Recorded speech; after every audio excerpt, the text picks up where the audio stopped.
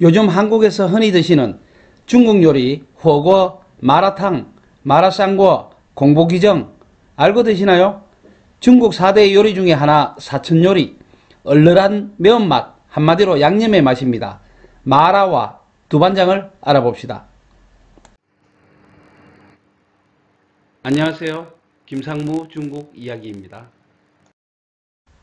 이번에는 중국의 4대 요리 중 하나인 사천요리를 먹으러 가보겠습니다.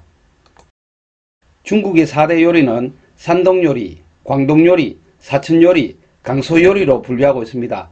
8대 요리, 10대 요리는 사람들과 학자들에 따라 이견과 차이가 있으나 4대 요리는 대략 이렇게 4개를 정하는 것에 대해서는 이견이 없습니다. 사천지역은 요리의 성지로 인정받고 있으며 사천요리는 3000년 이상의 개발 역사를 가진 중국의 독특한 전통요리로 중국 어디를 가더라도 사천요리 식당이 있고 중국인들이 매우 좋아하는 항상 인기 있는 음식의 대상입니다. 사천요리의 특징을 한마디로 정의해보면 마라와 두반장이라고 할 수 있습니다. 중국말로 마라라고 하는 것은 독특한 매운, 얼얼하게 매운 맛이 특징입니다. 한자로 산마, 매울, 날자를 씁니다. 두반장은 고추와 잠두를 소금에 절여 몇 년간 장기간 발효시켜 만드는데 한국의 고추장, 된장 같은 장으로 많은 사천 요리에 들어갑니다. 왜 사천은 마라 매운맛이 전통이 되었을까요? 유래와 기원을 간단하게 살펴보면 과거 농사와 농작물이 풍부하지 않은 시절 목축으로 생산하던 소고기, 양고기의 비린내를 잡기 위해 화초, 생강 등을 사용을 했습니다. 화초는 중국말로 화지아라고 하는 산초 종류인데 일반적인 산초와는 다른 사천에서만 나는 얼얼한 맛의 산초입니다. 이 화초가 지금의 마라 맛을 내는 재료이고 중국 사람들이 전 대륙에서 보편적으로 먹었다고 합니다. 이후 고구마, 감자, 옥수수가 들어오면서 식량이 풍부해지고 돼지고기, 닭 등을 본격 사육하게 되었고 사육된 가축은 양고기보다는 향료를 덜 사용하게 되면서 화초는 사천에만 주로 사용되어 왔다고 해요. 그 이후 17세기 장강, 양쯔강을 따라 고추가 귀주, 호남, 사천에 전해지게 되었는데 일조량이 적고 겨울의 한기와 습기를 없애기 위해 도움이 되면서 그 지역의 큰 환영을 받으며 매운 것을 먹는 습관이 생기게 되었다고 합니다. 동북지역은 사천지역보다는 더 추우나 일조량이 많아 어서서한 추위가 덜하죠. 동북지역은 사천 호남지역보다 매운 것을 덜 찾는다 하네요. 그래서 사천은 전통적인 얼얼한 맛을 내는 마화초에다가 새로 유입된 고추가 더해져 마라가 되었습니다. 지구상에 유일하게 사천에서만 맛볼 수 있고 사천 요리를 한마디로 정의하는 맛이 되었습니다. 한국의 매운맛과는 다르게 사천의 매운맛은 매운 것과 더불어 입안이 얼얼한 느낌이 굉장히 강하기에 처음에 먹으면 생각보다 별로 안 맵네 라고 느끼지만 시간이 지날수록 혀가 약간 마비되어 가는 느낌과 함께 매운맛을 느끼게 됩니다. 은근히 중독성이 있어 한번 먹어보면 끊을 수 없는 맛입니다. 한국에도 많이 전해져 마라탕, 마라샹궈,火锅등 한국 사람들에게 인기를 끌고 있어요. 이제 한국 사람들에게 생소한 맛이 아닙니다. 사천은 바다를 끼고 있지 않은 내륙지역으로 음식물을 오래 보관하기 위해 마라와 별도로 향신료가 매우 발달하였습니다. 파, 생강, 마늘, 고추, 후추, 화초, 식초, 두반장 등이 발달해 있는데 특히 두반장은 대두와 잠두, 누에콩을 섞어서 발효시키고 소금과 향신료를 섞어 맛을 완성시킨 중국식 장류의 일종입니다. 한국의 된장과 고추장 같은 개념입니다. 고추를 추가하면 매운 두반장이 되는데 지금은 매운맛이 두반장이 대표 맛이고 대명사가 되었습니다. 두반장은 사천 요리에 많이 쓰이는데 그중 가장 대표적인 요리가火锅, 마파두부,担担면, 회과육, 중국말로 호이꼬로라 하죠. 깐풍기, 사천 짜장면 등입니다. 대표 사천 요리 몇 가지를 소개합니다. 많이 아시는 내용이라 가볍게 터치해 보겠습니다. 첫째, 호거. 뭐니뭐니 해도 첫 번째는 호거입니다. 중국의 호거를 크게 분류하면 내몽고에서 유래하여 주로 양고기를 데쳐 먹는 북경의 징기스칸, 수안 양로와 동물 내장을 주로 데쳐 먹었던 매운맛의 사천 호거로 대표됩니다. 누가 먼저라고는 딱히 뭐라 말할 수 없으나 실제 데쳐 먹는다는 점은 같으나 성격이 많이 다르죠. 따라서 호거는 시초도 의미가 있지만 그 맛이 마라의 맛, 엄청나게 매운맛이 사천의 특별함입니다.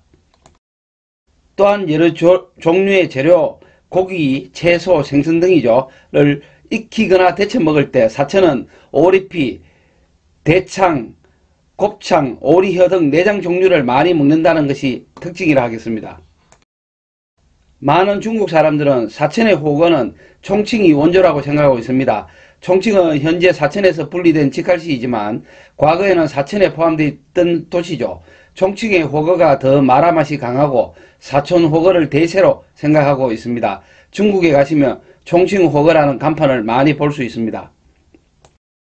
매운맛은 매우 덜 매운맛, 웨이레이라, 덜 매운맛, 웨이라, 매운맛, 쫑라, 아주 매운맛, 트라의 보통 4가지로 나누는데 이제 전국적으로 표준화되면서 그 매움이 예전같지 않아 덜 매운맛은 별로 맵지도 않은 것 같아요.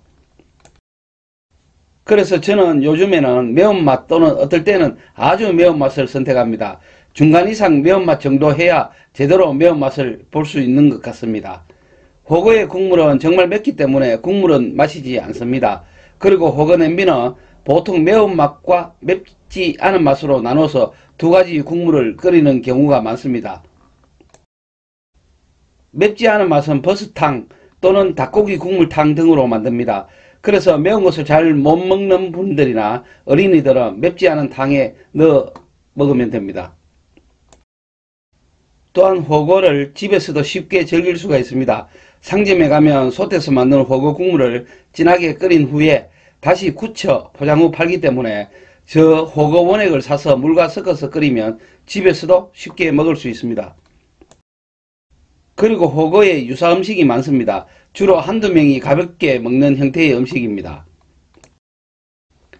호거 재료를 꼬치로 만들어 호거탕에 담가 먹는 추안추안 또는 추안추안시앙이라 부르는데 백종원의 스트리트 푸드 파이터 1화에서 소개된 바 있습니다. 호거보다 먹기가 편하여 청두에서는 호거를 서서히 밀어내고 대중적으로 자리를 잡고 있다고 합니다. 꼬치 개수로 가격이 정해지는데 요즘은 꼬치를 일일이 세지 않고 꼬치 무게를 달아 계산하는 가게가 늘어나고 있습니다. 또한 뼈없는 닭고기를 주재료로 매콤하고 매운 양념이 담긴 도자기 그릇에 꼬치로 만들어 담가 먹는 보보지라는 게 있습니다. 이 음식은 차가운 음식입니다. 그리고 호거의 유사한 재료를 손님이 선택하면 국물에 끓이거나 데치지 않고 주방에서 소스와 기름에 재료를 볶아주는 마라샹고가 있으며 혼자나 둘이서는 호거를 먹기가 부담스럽기 때문에 여러 재료를 대나무채에 담아 호거 국물에 끓여서 1인분씩 그릇에 담아주는 마라탕이 있습니다. 1인용 호거라고도 합니다. 두 번째는 마파두부입니다. 마파두부는 한국 사람들에게 매우 잘 알려져 있습니다. 1862년에 처음 유래한 사천의 유명한 요리로 진마파두부라고 불려왔습니다. 이름의 유래는 진시성을 가진 여인이 남편을 잃고 마파두부를 만들어 팔았는데 음식 맛이 좋아 손님이 많았답니다. 진시 여인이 어린 시절 처녀들을 알아서 마마, 곰보 자국이 얼굴에 있었고 할머니란 뜻의 포자와 더해져 진시, 곰보, 할머니가 만든 두부요리라는 뜻의 진마파두부라고 불려지게 되었답니다. 이후 중일전쟁 때 중국 국민당 정부가 1937년 수도를 난징에서 총칭으로 옮기면서 마파두부가 중국 전체로 퍼진 계기가 되었습니다. 마파두부는 주로 두부와 쇠고기를 재료로 두반장 소스를 넣어 볶은 매우 전통적인 사천 요리입니다. 마파두부는 두반장의 향뿐만 아니라 고추와 다양한 조미료의 향기를 모두 가지고 있으며 매운맛, 부드러운 맛을 함께 느낄 수 있습니다. 공깃밥에 비벼 먹으면 완전 밥도둑이며 한국 사람들이 중국 요리를 먹을 때 주식으로 마지막에 주로 먹습니다. 세 번째는 매운 닭 라저지입니다. 매운 닭은 보통 작게 자른 닭고기에 기본적으로 고추를 듬뿍 넣고 땅콩, 마늘 등을 볶아 만듭니다. 고추는 먹는 것이 아니라 맛을 내는 용도로 사용되며 난방에 말린 고추와 화초를 듬뿍 넣어 온 접시를 온통 고추로 덮어버립니다. 닭고기는 작게 자른 다음 곱게 다진 생강, 간장, 소금, 후추로 밑간을 하고 감자 전분을 넣은 다음 밀가루에 튀겨낸 다음 팬에 고추기름을 두르고 대파, 마늘, 생강을 볶다가 고추와 산초를 넣고 닭튀김을 넣어 볶은 다음 설탕 약간과 소금으로 간을 하면 완성이 됩니다. 매콤하고 바삭바삭하며 땅콩의 향기가 나면서 고소한 맛을 냅니다. 중국인들이 매우 좋아하며 한국인들도 한번 맛을 보면 항상 찾는 음식입니다. 닭으로 만든 요리이기 때문에 가격도 착한 편이죠. 네 번째, 수이주 로피엔 수자 육편입니다. 수이주 로피엔을 어떻게 번역해야 하나요? 삶은 고기를 사천식 양념 국물에 넣은 요리인데 사천국물 고기탕이라고 하면 될까요? 이 요리는 사천 요리의 가정요리이며 집에서도 쉽게 만들어 먹는 사천 사람들의 가정식입니다. 고기가 부드러워 주로 공깃밥과 같이 먹습니다. 이 음식은 기름이 아니라 물에 직접 끓여 만든 것으로 돼지고기를 얇게 자르고 그릇에 양념과 전분을 사서 소금에 절인 다음 콩나물, 다시마, 양념을 볶은 다음 물에 고기를 넣고 마지막으로 뜨거운 고추기름과 양념을 넣습니다. 비주얼을 보면 기름탕에 끓인 것 같습니다. 양념은 화초, 말린 고추와 두반장을 넣은 기본 호거 양념을 사용하여 사천 마라 맛을 그대로 보여줍니다. 한국 사람들도 좋아하는데 식욕이 없을 때 한 그릇 먹으면 밥맛을 돋운다고 하네요. 사천 마라의 중독성을 그대로 느낄 겁니다. 다섯 번째, 푸치 페이펜 부처 페편입니다. 푸치 페이펜은 사천에서 매우 유명한 요리이며 국물이 뜨겁지 않은 몇 안되는 차가운 음식입니다. 음식 재료는 주로 소혀, 소위, 소심장 등 소내장으로 이런 내장류를 좋아하시는 분들은 상당히 좋아할 요리입니다. 부처 페편, 이 요리는 명나라에서 유래된 후 청나라 말기 사천의 모 부부에 의해 개선되어 지금까지 전해지고 있습니다. 부부를 중국말로 푸치라고 하고 부처 페편이라고 부릅니다. 소고기의 내장 재료를 삶은 다음 간장, 소금, 설탕, 닭고기, 고추, 마늘, 참기름, 고추기름, 다진 땅콩, 식초 등 양념을 잘 섞어서 양념 국물에 넣어주고 흰색 참깨를 뿌리면 완성이 됩니다. 양념 국물이 환상적이고 예술입니다. 방금 소개드린 것처럼 안 들어간 양념 재료가 없는 것 같아요. 식감도 좋고 저렴하여 이 요리는 사천 사람들에게 최고의 안주로 인정받고 있습니다. 사천 사람들은 양념 국물의 빨간색을 아주 좋아하는 것 같습니다. 참고로 저는 내장이 들어간 음식은 잘 안 먹습니다. 그러나 구운 곱창, 대창은 잘 먹습니다.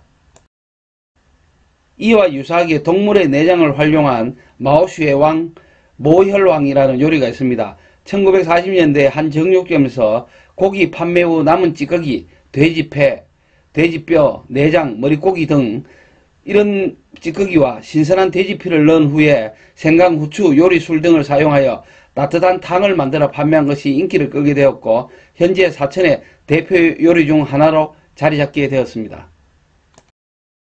여섯 번째, 호이꼬로 회과육입니다.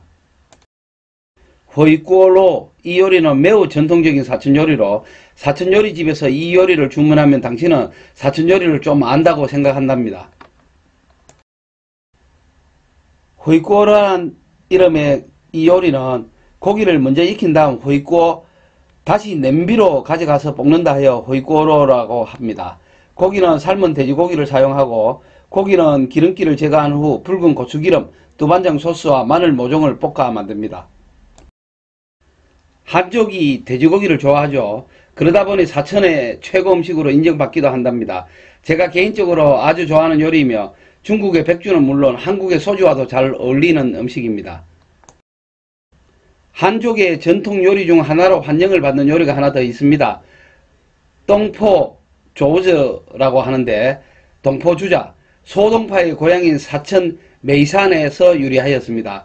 돼지 허벅지 다리살로 만든 동파육과 비슷한 음식인데 뚱뚱한 모양이지만 실제 기름기가 없고 색, 향, 맛이 좋습니다. 동파육은 소동파가 절강에 가서 개발한 요리죠. 큼직하고 두꺼운 돼지고기와 비계를 간장에 푹 구웠습니다.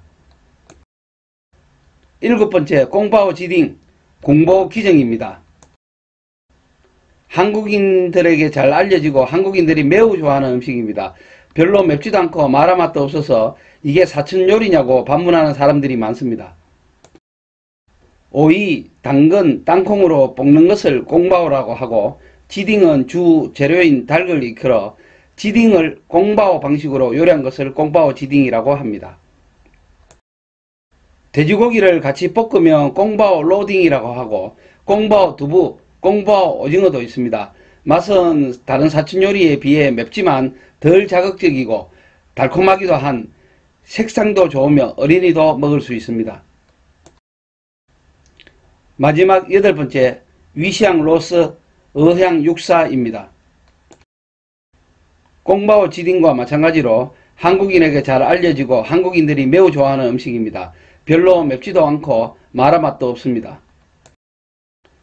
위시앙 로스는 사천의 전통적인 요리 중 하나로 이름에 물고기 어자가 있으나 물고기와는 전혀 관계가 없고 위시앙은 사천 요리의 중요한 전통맛 유행 중의 하나로 불린 고추, 파, 생강, 마늘, 설탕, 소금, 간장 및 기타 양념으로 만들어집니다. 요리의 고기는 돼지고기를 사용하며 고추, 대나무, 싹, 목이버섯, 콩, 간장 등을 넣어 중국 고유의 방법으로 큰 솥에서 볶습니다. 이 맛과 요리는 남녀노소 모두가 좋아합니다. 부드러운 데다 맛은 새콤한 맛, 신맛, 달콤한 맛이 공존하고 있는 조금 독특한 맛입니다. 이 역시 밥도둑으로 불리고 있습니다.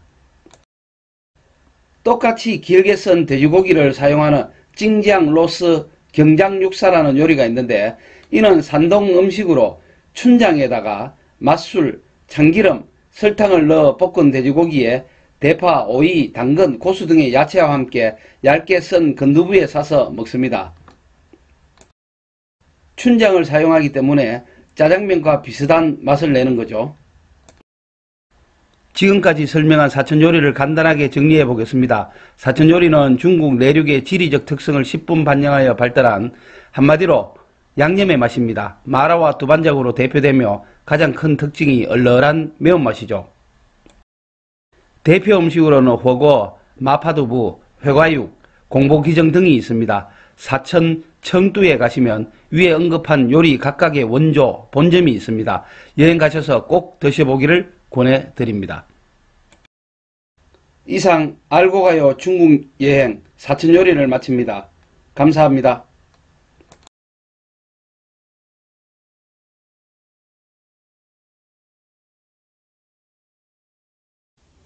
이번에는 중국의 4대 요리 중 하나인 광동 요리를 먹으러 가보겠습니다.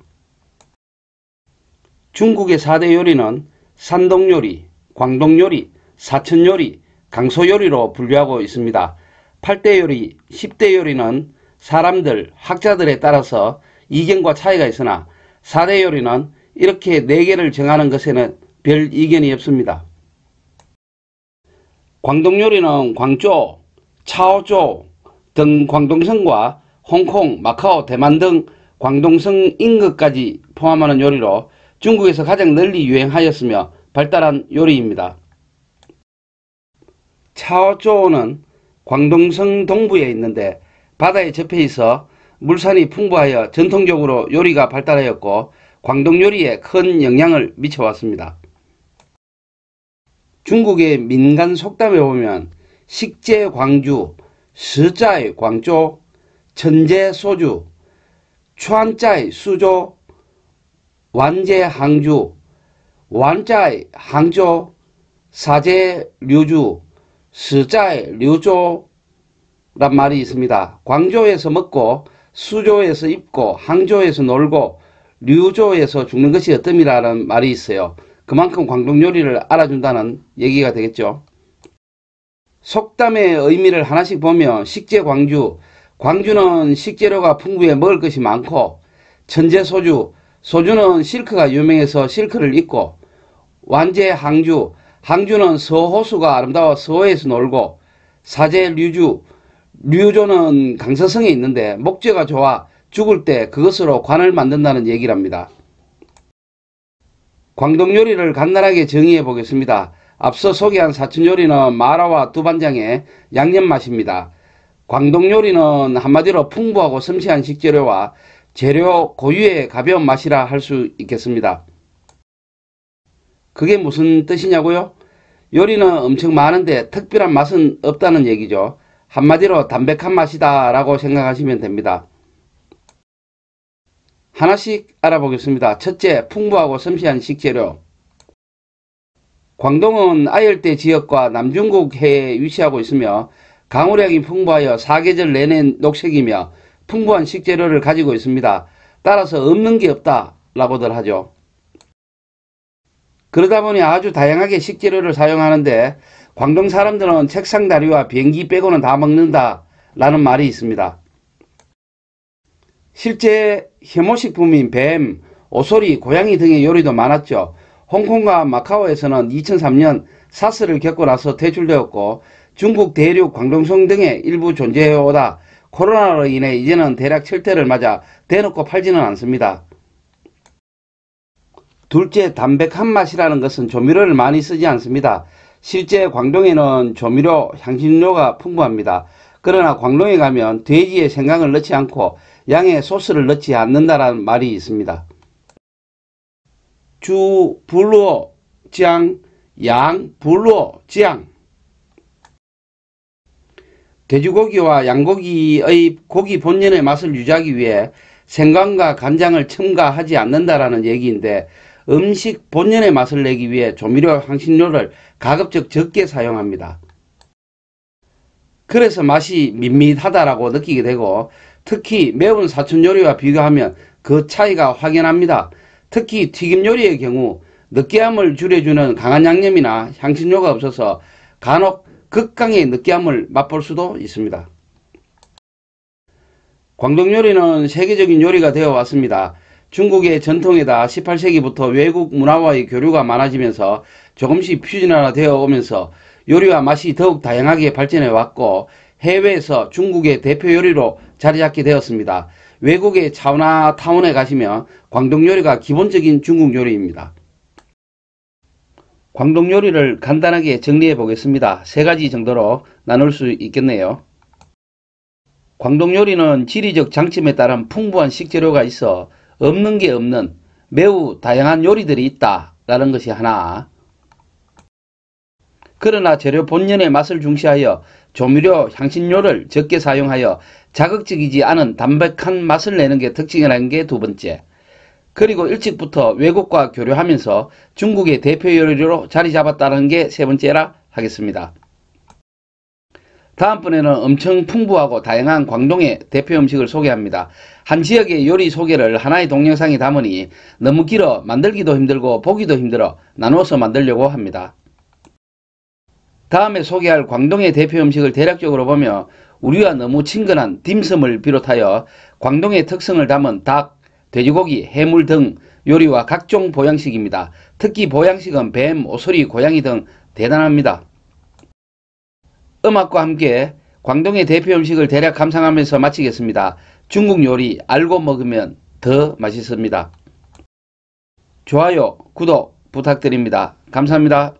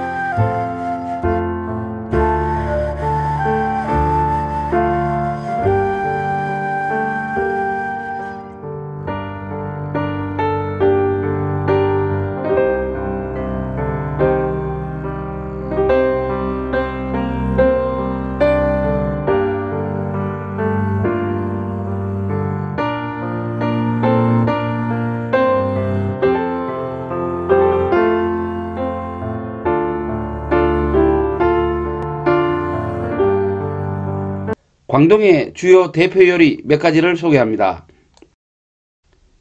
1. 딤섬, 디엔신.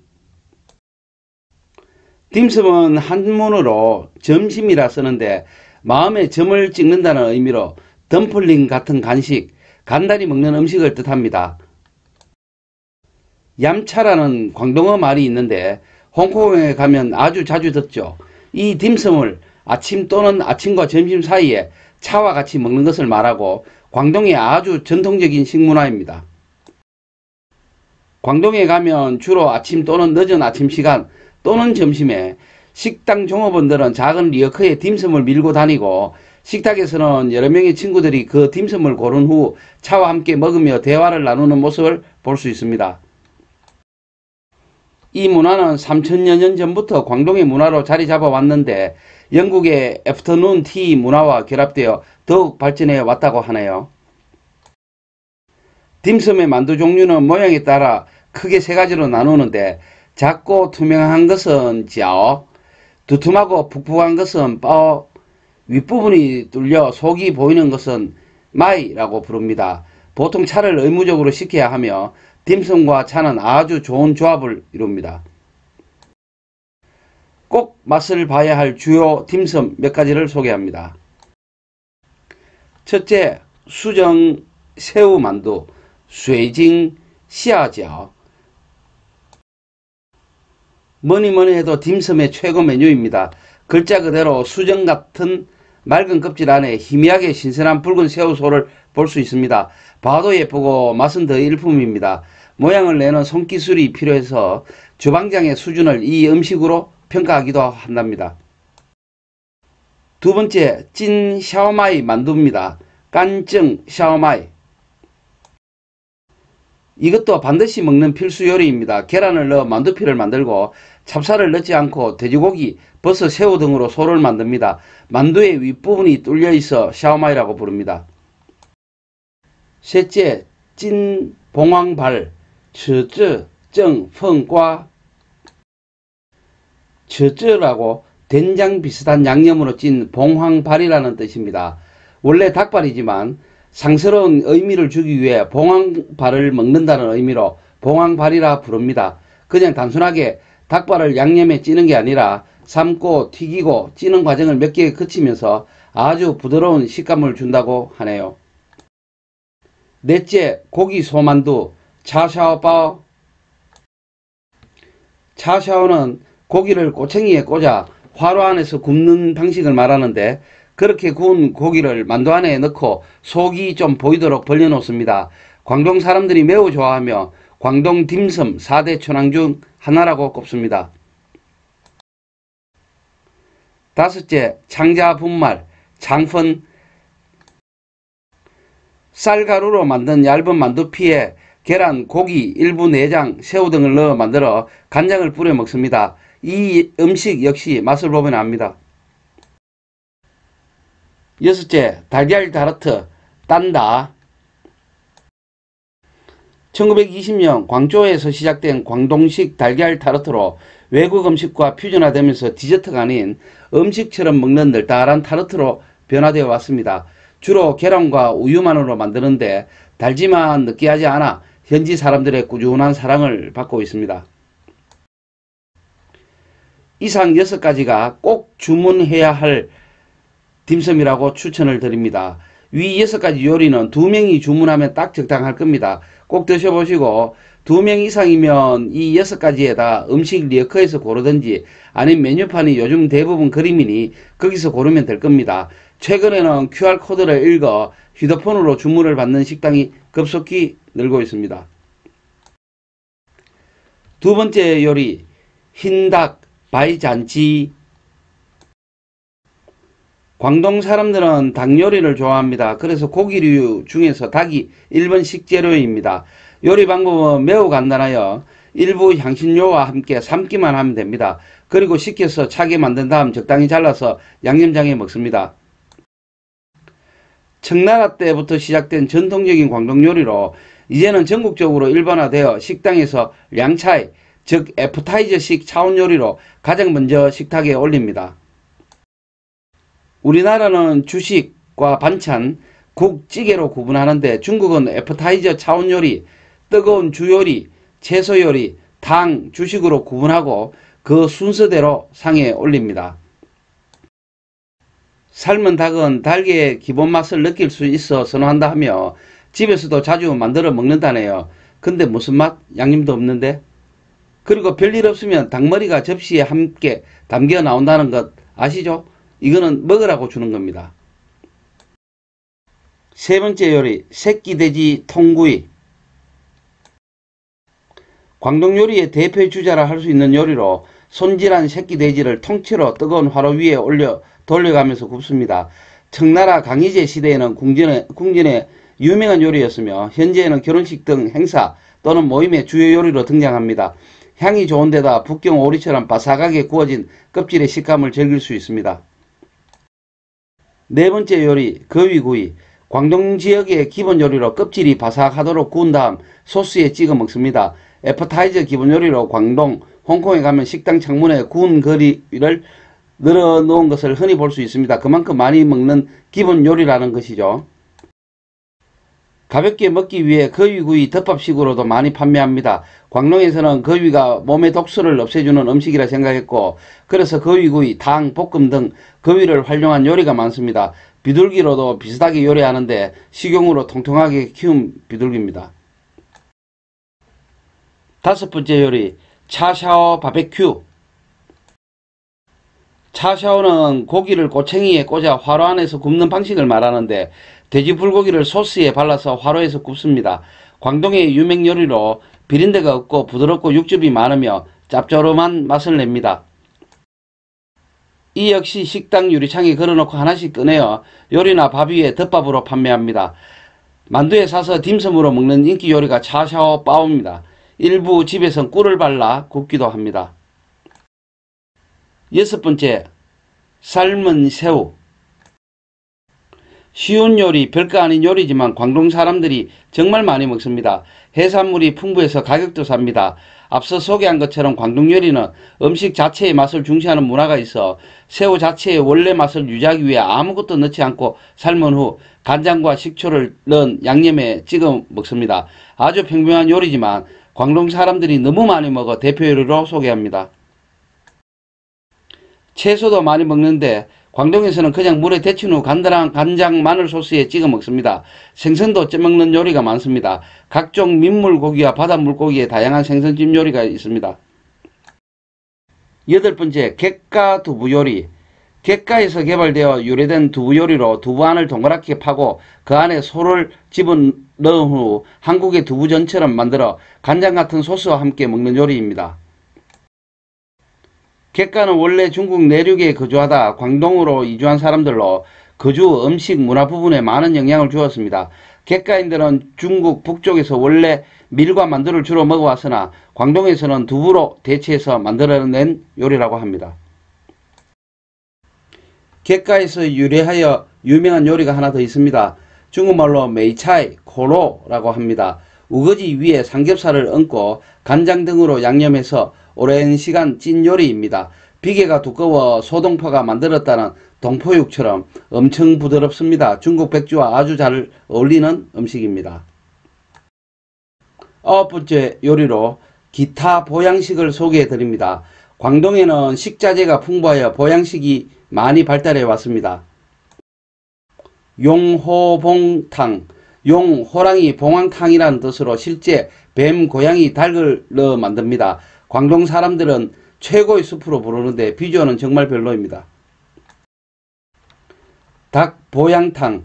광동 사람들은 탕을 좋아해서 식사 전에 한 그릇 먹고 식사 후에 한 그릇 먹는다는 말이 있습니다. 이때 가장 좋아하는 식재료인 닭을 가지고 대추, 마늘 등을 듬뿍 넣은 우리나라 백숙 같은 탕을 즐겨 먹습니다. 뱀탕입니다. 중국말로 산셔롱 후펑따회이라고 하는데 몇 가지 뱀 등을 넣은 몸보신탕입니다. 중국 본토에서는 여전히 많이 먹습니다.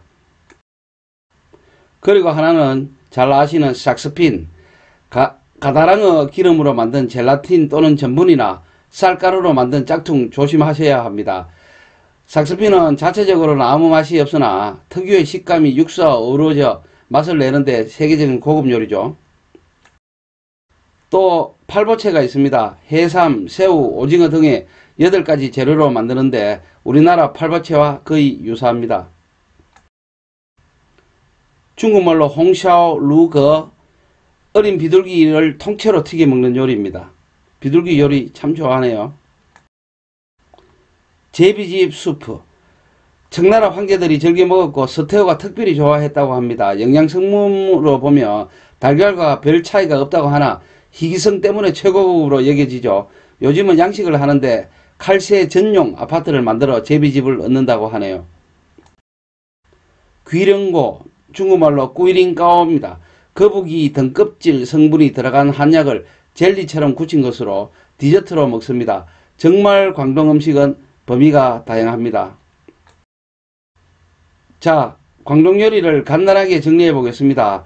광동 요리는 풍부한 식재료를 바탕으로 덤플링 간식에서 보양식까지 없는 게 없는 요리들이 있으나 재료 본연의 맛을 중시하여 조미료, 향신료를 적게 사용하면서 담백한 맛을 내는 게 특징입니다. 마라와 두반장 등 향신료로 강한 맛을 내는 사촌요리와는 완전 반대 개념입니다. 백문이 불여일견이죠. 직접 가셔서 맛을 보시기 바랍니다.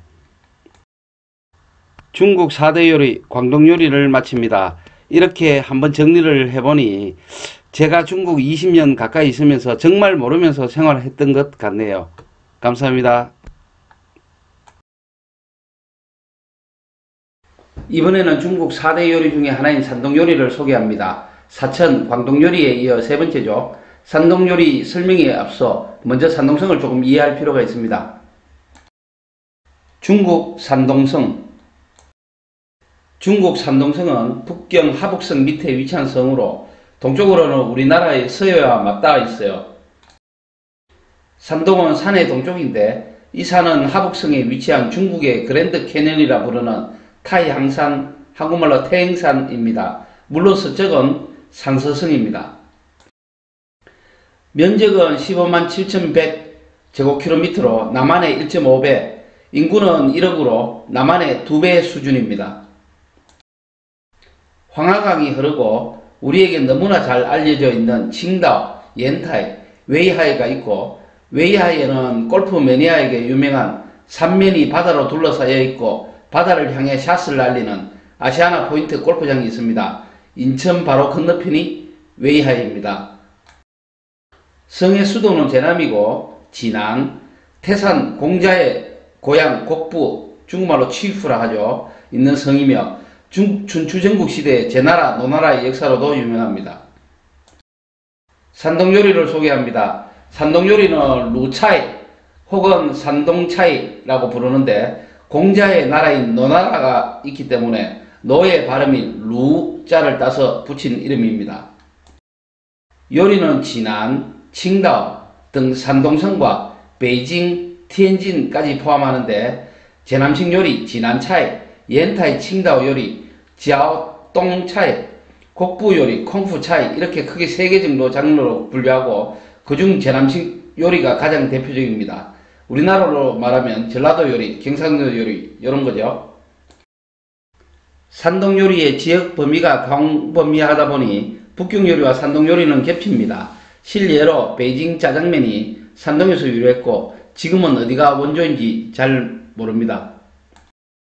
또한 북경만 넘으면 동북 삼성이 있는 곳이다 보니 동북 요리도 산동 요리의 영향을 강하게 받아 매우 비슷한 편입니다. 명, 청나라 시대에 산동 북쪽이 수도권이 되면서 고급 요리들이 발전하였죠. 산동 요리의 특징과 맛을 알아보겠습니다. 간략하게 정리해보면 풍부한 식재료를 바탕으로 재료 본맛을 신선하게 살리는 것에 중점을 두고 간장을 중심으로 주로 파, 마늘, 생강으로 맛을 내어 한국의 맛과 유사합니다. 첫째, 기본적으로 물산이 풍부합니다. 황하강이 흐르고 텐진이나 칭다오 같은 지역은 바다를 끼고 있어 해산물 요리가 상당히 발달하였습니다. 내륙 역시 칭다오의 라오산과 태안 지역의 타이산 등 좋은 산이 많아 임산물이 많고 평원이 넓게 자리하고 있어 파, 마늘, 생강, 콩과 같은 기본적인 밭작물도 매우 풍부한 상황입니다. 둘째, 이렇게 풍부한 물산을 바탕으로 광동 지역과 같이 원재료의 신선함과 질을 중요하게 여기며 본맛을 살리는 것에 중점을 두고 양념과 조미료는 가급적 적게 사용하여 짭짤한 정도의 맛을 내는 수준입니다. 원재료의 신선함을 중요시한다는 얘기죠. 예를 들어 탕의 경우 소금 정도로만 간을 하여清汤, 묽은 국물, 그리고 나이탕, 뽀얀 국물이 발달하였습니다. 사천과 같이 양념으로 맛을 낸 빨간색 국물은 보기가 힘듭니다. 셋째, 한국과 같이 요리는 간장을 많이 쓰고 그 진한 맛을 잡기 위해 파, 생강, 마늘을 많이 넣습니다. 약간 간이 짜면서 한국인의 입맛에도 잘 맞는 편입니다. 산동성 자체가 한국과 가깝기 때문에 역사적인 교류가 많았고 기후도 비슷하고 식자재도 상대적으로 비슷하기 때문이겠죠. 조금 다르다면 산동은 한국보다 대파와 마늘을 많이 넣어 파를 넣은 요리가 발달한 반면 고추는 한국처럼 많이 사용하지 않습니다. 산동 요리를 한국식으로 개량한 요리가 여러 있는데 바로 깐풍기, 라조기, 유니짜장 등입니다. 또한 한국 사람들처럼 손님 맞이를 중시하고 주량도 엄청납니다. 중국에서는 남자다운 기질이 강한 지역으로 산동, 동베이, 시베이 등 세 곳을 꼽는데 산동은 산동 따한, 산동 대장부라고 부르죠. 손님 접대 자리에는 산동 방식이라고 있는데 1호스트, 2호스트, 세 번째 호스트를 정해놓고 각각의 호스트와 3잔씩 마신 후에 손님은 다른 사람에게 술을 권할 수 있답니다. 저도 산동에서 비즈니스 하다가 많이 뻗었고 지금도 항상 두렵습니다. 그보다 더 심한 곳이 딱 한 군데 더 있는데 제가 봐서는 하남 지역입니다. 다음 하남 요리에서 소개하도록 하겠습니다. 또한 유교 사상의 영향을 많이 받아 공자의 고향 곡부, 취프 쪽으로 가면 식사 자리부터 음식까지 많은 식사 예절을 매우 중요시합니다. 네 번째 특징으로는 칭다오 정도를 제외하면 수질이 썩 좋은 편이 아니라 찜, 구이, 볶음 요리 등이 발전을 많이 했는데 웍에다 볶는 요리가 발달 전국 최고라고 합니다. 특히 그 중에서 튀기듯 볶는 요리가 많습니다. 볶는 것은 중국말로 차오인데 튀기듯 강하게 볶는 것은 폭발한다는 뜻의 빠오입니다. 그래서 유명한 볶음 요리가 많습니다. 우리나라 중국 음식의 대부분이 산동이 원조인데다 다 웍에다 빠오한 그런 요리죠. 주요 대표 요리를 소개합니다. 1. 파를 넣어 볶은 해삼, 총샤오 하이션. 연태 칭다오의 지하동 지역의 대표 요리로 해삼과 대파를 주요 재료로 하며 파를 잘 넣고 재료 본연의 맛을 내고 탕을 잘 만드는 산동 요리의 특징을 그대로 반영하고 있습니다. 해삼은 말린 해삼으로 물에 담가 불려 사용합니다. 대부분의 한국의 중화요리가 그렇죠. 해삼은 식감이 신선하고 부드럽고 파는 고유의 진한 향으로 해삼의 비린내를 제거하고 향기롭습니다. 파는 기름에 노르스름하게 잘 튀기고 볶아서 해삼 위에 뿌려줍니다. 보양식으로 손색 없는데 산동이 자랑하는 요리입니다.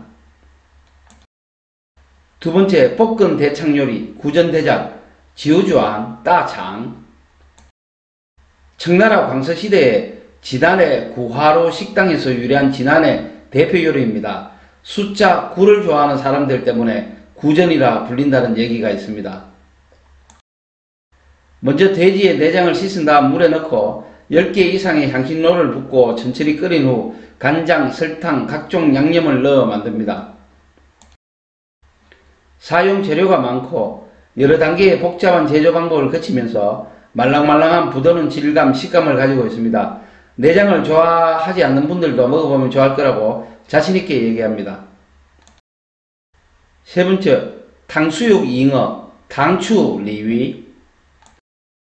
당추 잉어는 산동 진안의 전통적인 요리이며 황하강의 잉어를 사용합니다. 먼저 잉어를 웍에서 고르게 튀겨낸 후 하늘로 점프하는 모양을 만들고 칼집을 내고 꼬리와 머리의 형태를 잘 살려둡니다. 설탕과 식초 위주로 만든 탕추 소스를 둘러줍니다. 맛이 새콤달콤하여 남녀노소 모두가 좋아하는 요리입니다. 모임이나 연회에 빠지지 않고 올라오는 요리죠. 산동에서 잉어로 만드는 유명한 요리가 하나 더 있습니다. 잉어를 품에 안는다 라는 요리인데 중국어로 화이바오 리위, 화이바오는 안는다 라는 뜻이고 리위는 잉어입니다. 이 요리는 상징적인 쿵푸, 곡부 요리입니다. 이 요리는 공자와 공자 아들의 무덤이 아들이 앞에 있고 아버지가 뒤에서 품으로 안는 모양인데 이를 스토리 삼아 큰 잉어, 작은 잉어 두 마리를 사용하여 큰 잉어가 작은 잉어를 품는 모양으로 모양을 만듭니다. 양념은 탕추 방식이 아니라 홍샤오 방식입니다. 설탕을 넣어 달게 빨간 색깔이 나오도록 볶아냅니다. 사람들은 아버지가 자녀를 돌보는 따뜻함을 볼 수 있다네요. 중국 사람들 말 만들기도 너무 잘 만드는 것 같습니다. 네 번째, 스시 완저, 4가지 기쁨의 미트볼. 중국 전통 산동 요리 중 하나입니다. 스시는 4가지 좋은 일이라는 의미인데 행복과 기쁨입니다. 복, 루, 수, 기쁨을 의미하는 것으로 4개의 큰 미트볼을 만들어 주요 연회 또는 축제에 상스러운 의미를 더하기 위해 제공됩니다. 주요 재료는 해삼, 게, 새우, 돼지고기, 계란과 파입니다. 재료를 둥글게 만들어 튀긴 다음 간장과 같은 조미료로 맛을 내고 소스를 뿌립니다. 맛은 바삭바삭하고 짜고 달콤합니다. 다섯 번째, 일품두부, 이빈또프. 산동에서 많이 생산되는 콩을 이용한 두부 요리로 공자의 고향인 취푸의 콩푸 차이의 일종입니다. 일품은 맛있다는 의미로 붙여진 이름이고 탕은 우리나라의 곰탕, 설렁탕 육수와 같이 걸쭉하게 장시간 끓여둔 육수를 사용합니다. 두부는 순두부처럼 몰랑몰랑하고 소금 정도로 간을 하는 간단한 방법으로 요리를 하는데 노란색의 느낌이 좋고 기름기 많은 다른 요리들과 조합을 이루며 맛있는 맛을 냅니다. 여섯 번째, 지엔빙, 젠병. 한국에서 인기를 끌고 있는 요리이고 제남 요리입니다. 태산이 높다 하대의 타이산 지역에서 유래한 1000년 이상 된 역사를 가지고 있는 전통 요리입니다. 삼국지 제갈량이 전장에서 부뚜막을 잃어 불을 피우지 못해 임시방편으로 징 위에 면을 물에 풀어 익혀 먹은 것이 유래되었다고 하네요. 오래된 고사 스토리는 믿거나 말거나죠. 중국 사람들이 길거리 아침 메뉴를 많이 먹는데 현지돈 5위안 미만, 즉 한국돈 1000원 미만입니다. 계란과 밀가루를 주 원료로 만드는데 철판 위에 밀가루 반죽을 얇고 넓게 만든 후 반죽이 익을 만한 시점에 계란을 넣어 넓게 발라주고 춘정과 시엔차이, 무로 만든 중국 짠지를 말합니다. 그리고 파를 뿌리고 두부피를 튀긴 자또프를 잘라 넣어 돌돌 말아 먹습니다. 역시 산동 요리답게 생파의 향이 다른 튀김류 속 재료의 느끼한 맛을 잡아줘 맛의 균형이 잘 맞는다고 합니다. 일곱 번째, 항아리 고기, 단저로. 항아리 고기는 제남 요리의 독특한 요리이며 맛입니다. 청나라 광서 시대에 진안의 펑지루 호텔의 유명한 요리사가 개발하였습니다. 돼지갈비를 잘 씻어 먹기 좋은 크기로 자른 후 항아리에 넣고 간장, 설탕, 파, 생강, 물 등을 넣은 다음 뚜껑을 잘 닫고 중간 정도의 불에서 점점 약하게 낮춰가며 3시간 정도 국물이 진할 때까지 끓이면 됩니다. 이 요리를 볼 때 촌스럽다고 느낄 수 있는데 맛이 좋아 많은 사람의 사랑을 받고 있습니다. 항아리는 검은 유약을 바른 도자기인데 우리의 뚝배기로 보시면 되고 뚝배기 돼지갈비라고 생각하시면 됩니다. 졸인 국물 맛이 일품이라 하여 밥에 비벼 먹으면 밥도둑이 됩니다. 여덟 번째, 우유 부추 수프, 나이탕 부차이. 흰 국물색으로 인해 우유탕이라는 이름이 붙은 이 역시 산동성 제남의 특성 요리입니다. 팽이버섯처럼 생긴 식물 식자재인 부추를 주재료로 버섯, 목련, 햄, 기타 채소를 넣고 냄비에 넣고 뻑뻑한 육수, 다진 파 등 10가지 조미료를 넣고 끓입니다. 산동의 전치, 연회를 할 때 올리는 필수탕으로 명나라와 청나라 시대에는 정말 유명했다네요. 오늘날에도 여전히 유명합니다. 10번째, 돼지 닭볶음, 요바오 수앙추이. 이 요리는 볶는 산동 요리의 최고 진수입니다. 돼지고기를 오징어에 칼집을 내듯 꽃 모양으로 만들어 볶는데 산동의 전통 요리 중 느끼하지 않고 부드러운 맛을 내는 것으로 유명합니다. 돼지고기 대신 닭고기도 사용하는데 백주와 어울리며 산동 최고의 술 안주라고 합니다. 11번째, 연태 고량죽. 요리는 아니지만 한국 사람들에게 워낙 유명해서 연태 고량주 백주를 소개합니다. 수수를 뜻하는 고량, 옛고자를 써서 까오량이라 하고 전통 방법으로 빚었다는 고량, 옛고자를 써서 구량이라고 합니다. 산동성에서 건너온 화계들이 중화요리에서 빼갈로 소개해서 널리 알려진 술이며 실제 중국 사람들에게는 별로 인기가 없습니다. 빼갈은 백주를 의미하는 바이깔이라는 중국어입니다. 주로 34도이며 현지에서는 한국 돈 1만원도 안하는 저렴한 술입니다. 어쨌든 중국 음식은 중국 술이 어울리죠. 삼겹살에 소주이듯이. 산동 요리를 간단하게 정리해보면 광동 요리와 같이 풍부한 식재료를 바탕으로 재료 본맛을 신선하게 살리는 것에 중점을 두지만 조미료를 잘 쓰지 않는 광동과는 달리 간장을 중심으로 주로 파, 마늘, 생강으로 맛을 열심히 냅니다. 그러다 보니 전반적으로 지리적으로 인접한 한국과 맛이 유사하다 하겠습니다. 알고 가요 중국 여행. 중국 요리 의미를 알고 먹으면 정말 맛있습니다. 중국 8대 요리 사천, 광동, 산동을 끝내고 이제 5개 남았네요. 이번에는 중국 4대 요리 중에 하나인 강소 요리를 소개합니다. 사천, 광동, 산동 요리에 이어 마지막 4번째입니다. 한국의 어떤 사이트에서는 중국 4대 요리를 검색해보면 산동과 강소 대신에 북경, 상해가 포함되어 있는데 이것은 잘못된 것입니다. 사천, 광동, 산동, 강소 이렇게 4개가 중국의 4대 요리입니다.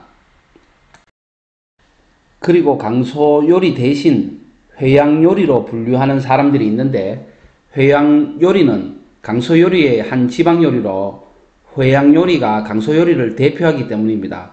그래서 강소 요리라 해도 되고 회양 요리라 해도 맞는 말입니다. 중국말로는 화양 차이라고 합니다. 강소 요리 설명에 앞서 먼저 강소성을 간단히 소개합니다. 첫 번째, 중국 강소성. 중국 강소성은 산동성의 아래 절강성의 위쪽에 위치한 성으로 동쪽으로는 우리나라의 서해와 맞닿아 있습니다. 성의 수도는 난징입니다. 지앙수라는 명칭은 난징의 옛 이름인 지앙寧의 지앙과 수조의 수가 합쳐진 것이죠. 그래서 지앙수라고 부릅니다. 춘추시대 오나라가 이 지역에 있었기 때문에 우라는 별칭으로도 불리고요. 곳곳에 호수, 강, 운하가 많고 농산물과 수산물이 풍성하여 물고기와 쌀의 땅이라는 어미지양이라고 불렀습니다. 면적은 10만 7,200제곱킬로미터로 남한보다 조금 크고 인구는 8천만 명으로 남한의 1.5배 정도 가까이 됩니다. 황하강과 양대산맥인 양쯔강, 장강이죠. 이 흐르고 우리에게 너무나 잘 알려져 있는 난징, 수조가 있으며 북경과 함께 중국의 남쪽의 도읍지로 여러 왕조를 거치면서 많은 역사 유적지와 아름다운 자연경관을 볼 수 있습니다. 유명 관광지로는 수조의 원림 개인정원, 난징 대학살 기념관, 그리고 순원을 기념하는 중산 풍경구 등이 있습니다. 두 번째, 강소요리. 강소요리는 중국 전통 4대 요리 중 하나이며 수차이라고 불립니다. 난징, 양조, 수조 등 장수성과 상하이 및 인근 지역의 요리입니다. 강소 요리는 요리 특색에 따라 지역별로 4개 요리로 구분되는데 회양 요리, 검령 요리, 소석 요리, 서해 요리로 나누어질 수 있습니다. 한국어로 치면 전라도 요리, 경상도 요리 이렇게 나누는 개념이죠. 이 중 회양 요리가 가장 다채롭고 유명하여 강소 요리를 대표하면서 4대 요리에 강소 요리 대신에 회양 요리를 넣기도 하죠. 회양은 회안과 양조를 합쳐 일컫는 말로 경상도가 경주와 상주를 합친 말인 것과 같은 개념입니다. 회양은 양쯔강과 황하를 연결하는 운하 주변의 지역으로 남경이나 소주 같은 대도시보다 일찍이 요리가 발달했고 돼지고기와 회화강 일대에서 잡은 민물 생선을 많이 사용합니다. 회양 요리는 담백한 편인데 그렇다고 밍밍하지는 않아요. 담백한 국물 요리가 많이 발달하였습니다. 그리고 소석 요리도 유명한데 소주의 앞글자 소자와 무석의 뒷글자 석자를 따서 소석이라고 부릅니다. 강소성과 절강성의 경계에 큰 호수가 있는데 이름이 태호입니다. 중국말로 타이후. 주변에 있는 도시들로서 옛날부터 여행객들을 위한 요리가 발달하였는데 이 지역 역시 민물 생선 요리가 많고 유명합니다. 세 번째, 강소 요리의 특징과 맛입니다. 하나는 산, 들, 바다, 강 등 좋은 지리적인 조건 때문에 다양한 식재료를 계절에 맞게 쉽게 구할 수 있죠. 그래서 어미지향이라는 말이 붙었습니다. 그래서 식재료의 자체의 맛을 살리는데 주안점을 둡니다.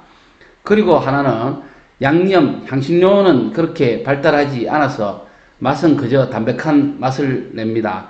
설탕, 간장 등을 넣으면서 단맛이 나는 게 특징입니다. 매운맛은 거의 없는 편입니다. 그리고 세 번째로는 식재를 부드럽게 하고 육즙 보존을 중요시하여 광동지조리처럼 센 불에 볶아내는 것과는 달리 약한 불에 천천히 구워내는 탕 요리가 발달했고요. 그리고 하나는 색, 형태의 조화를 중시하고 색감에 신경을 많이 씁니다.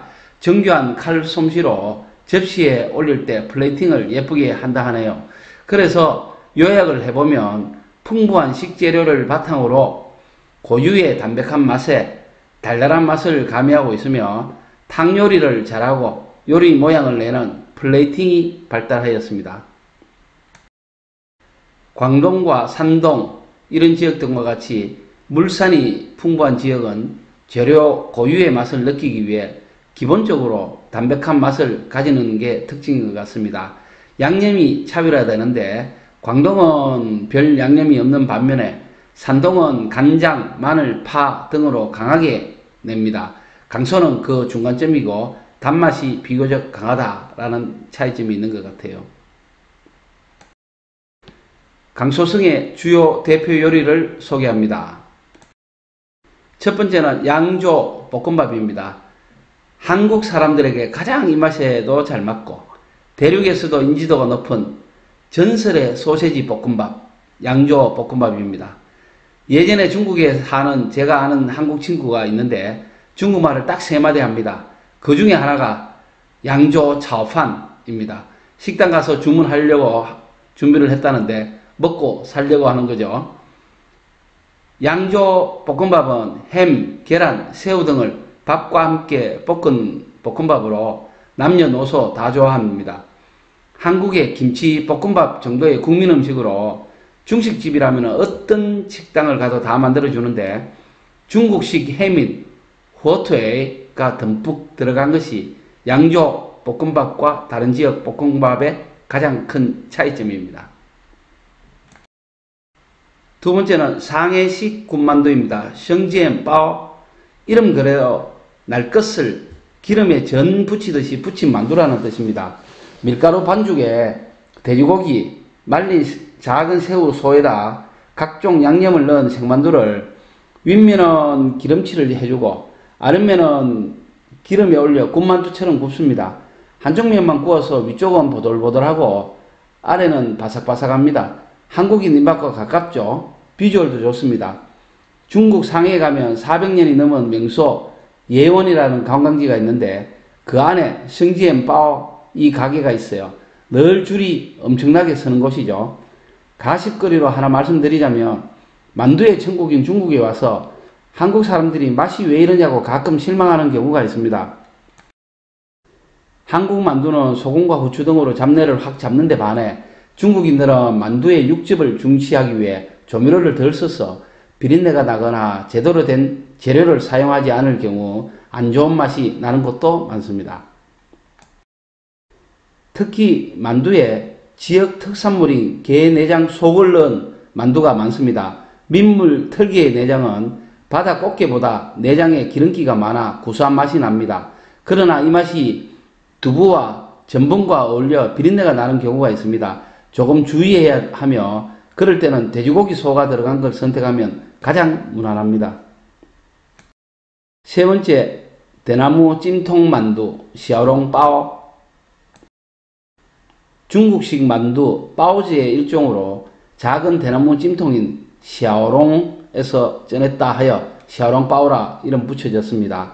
상하이, 항조, 난징 등 중국 강남 지역의 대표 먹거리입니다. 1751년에 걸륭제가 처음으로 강남 지역을 방문했을 때 우시의 샤오롱바오를 먹고 그 맛에 반했다고 합니다. 그때부터 샤오롱바오가 유명해졌습니다. 샤오롱바오는 안에 뜨거운 탕즙이 들어있기 때문에 입을 댈 수 있으니 조심해야 합니다. 먼저 탕즙이 밖으로 흐르지 않도록 작은 접시나 숟가락에 옮겨 담은 후에 샤오롱바오의 옆면을 살짝 베어 물어가지고 탕즙을 빨아먹은 후 나머지를 먹습니다. 탕즙이 뜨거우면 입에 대고 그냥 깨물다 보면 탕즙이 입 밖으로 튈 수도 있기 때문입니다.